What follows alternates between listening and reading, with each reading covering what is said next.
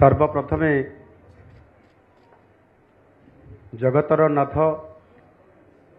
जगन्नाथ ओडिशार आराध्य देवता महाप्रभु जगन्नाथ को मोर कोटि कोटि नमस्कार एवं प्रणाम जनाऊँ। आज महाप्रभु जगन्नाथंकर आशीर्वाद रे आज भारतीय जनता पार्टी ओडिशा प्रदेश रे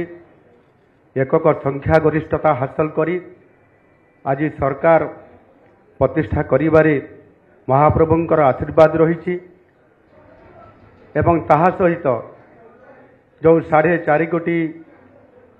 ओडिशार लोक माने जो माने कि एथर परिवर्तन करिवार जो संकेत देइथिले एवं ताहा कार्य परिणत करी भारतीय जनता पार्टी को पूर्ण समर्थन करी बहुमत रे विजयी करी आज भारतीय जनता पार्टी को सरकार आनिथिबारु से 4.5 कोटी ओडिया को मोर कोटि कोटि प्रणाम जनाऊँ। धन्यवाद दूची एवं आज जो दीर्घ 24 वर्षर शासन थिला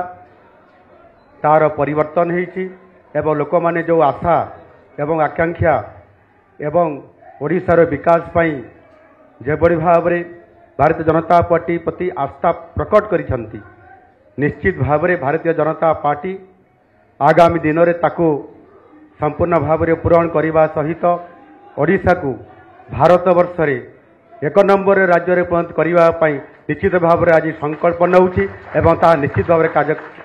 आगामी दिन में ता कार्यकारी करिवो। समस्त को बहुत बहुत धन्यवाद। नमस्कार।